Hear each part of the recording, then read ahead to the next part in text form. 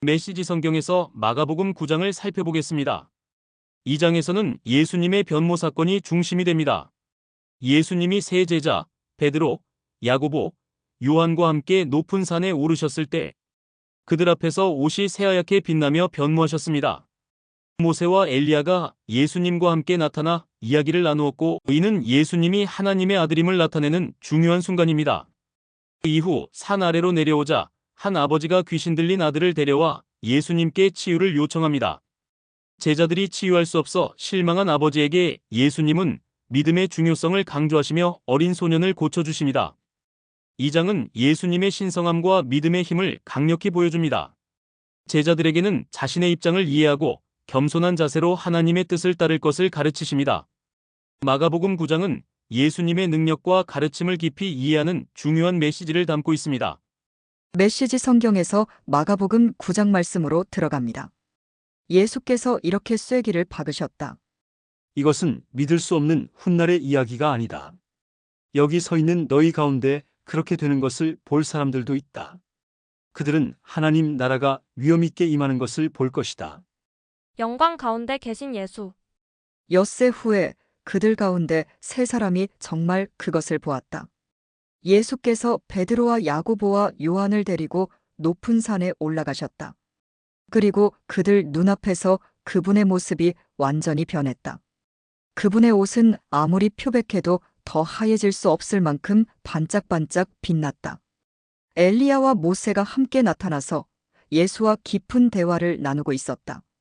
베드로가 끼어들었다. 랍비님, 지금은 중대한 순간입니다. 기념비 셋을 세우는 것이 어떻겠습니까? 하나는 주님을 위해, 하나는 모세를 위해, 하나는 엘리야를 위해서 말입니다. 일행과 마찬가지로 눈앞의 광경에 놀란 베드로가 무심코 내뱉은 말이었다.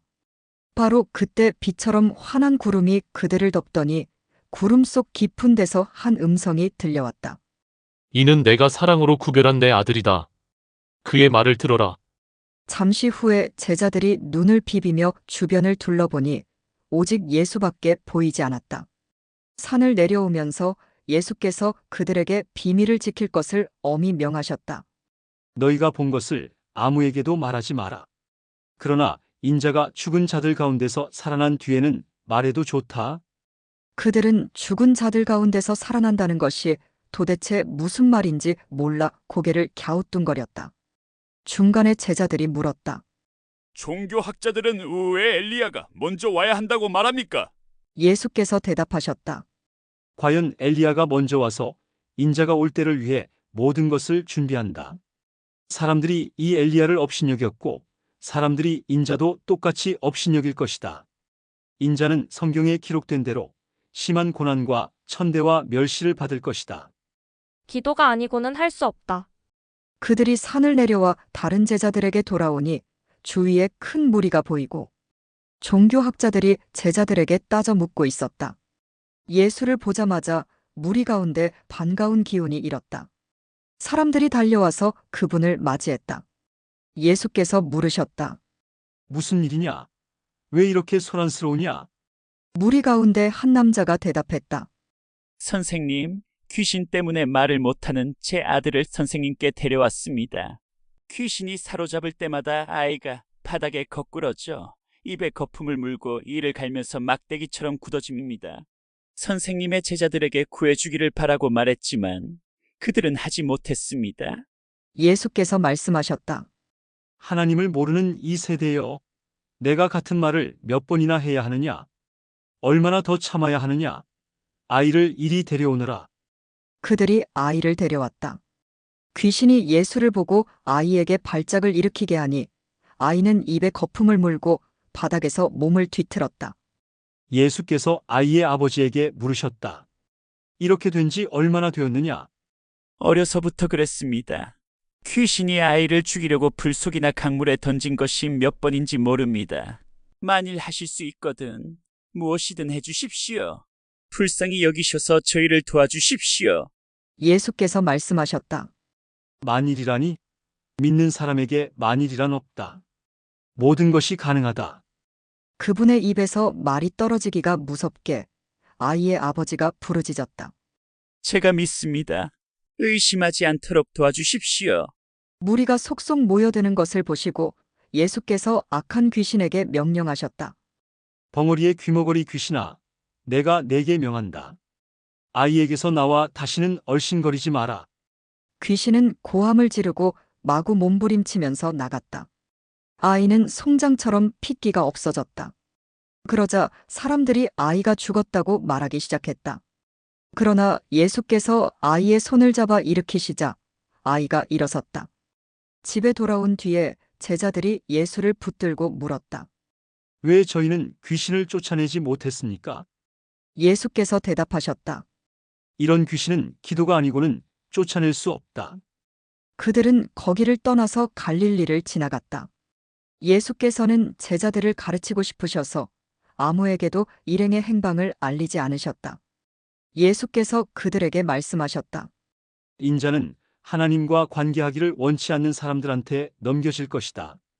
그들이 인자를 죽일 것이다. 죽은 지 사흘 후에 인자는 다시 살아날 것이다.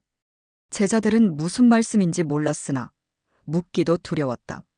하나님 나라에서 가장 큰 사람. 그들이 가버나움으로 갔다. 예수께서 집에 계실 때에 제자들에게 물으셨다. 너희가 길에서 토론하던 것이 무엇이냐? 불안한 침묵만 흘렀다. 그들은 자기들 가운데서 누가 가장 큰 사람인지를 두고 서로 입씨름을 벌였던 것이다. 예수께서 자리에 앉아 12제자에게 말씀하셨다. 너희가 첫 자리를 원하느냐? 그렇다면 끝자리로 가거라. 모든 사람의 종이 되어라. 예수께서 방 한가운데 어린아이 하나를 세우시고 아이를 품에 안으며 말씀하셨다. 누구든지 이 어린아이들 가운데 하나를 나처럼 품으면 곧 나를 품는 것이고 또 나를 훨씬 넘어서서 나를 보내신 하나님을 품는 것이다. 요한이 입을 열었다. 선생님, 어떤 사람이 주님 이름으로 귀신을 쫓아내는 것을 보고 우리가 막았습니다. 그가 우리에게 속한 사람이 아니어서 그렇게 했습니다. 예수께서 기뻐하지 않으셨다. 그를 막지 마라. 내 이름으로 선하고 능력 있는 일을 하고서 바로 나를 깎아내릴 사람은 없다. 그가 적이 아니라면 곧 우리 편이다. 누구든지 내 이름으로 너희에게 물 한 잔만 주어도 그는 우리 편이다. 하나님이 반드시 알아주실 것이다. 그러나 너희가 어린아이처럼 순진하게 믿는 이들 중에 하나를 괴롭히고 못살게 굴거나 그들의 믿음을 이용하면 너희는 곧 후회하게 될 것이다. 차라리 너희 목에 맷돌을 달고 호수 한복판에 뛰어드는 편이 낫다. 내 손이나 발이 하나님께 방해가 되거든 찍어내버려라. 손이나 발이 없더라도 살아있는 것이 두 손과 두 발을 보란듯이 가지고서 영원히 불타는 용광로 속에 있는 것보다 낫다. 또 내 눈이 너를 하나님에게서 멀어지게 하거든 뽑아버려라. 한 눈으로 살아가는 것이 지옥불 속에서 2.0 시력을 발휘하는 것보다 낫다. 머지않아 모든 사람이 재련의 불 속을 지나겠지만 너희는 영원한 불꽃으로부터 보호받고 보존될 것이다. 너희는 스스로 보존하는 자가 되어라. 평화를 지키는 자가 되어라.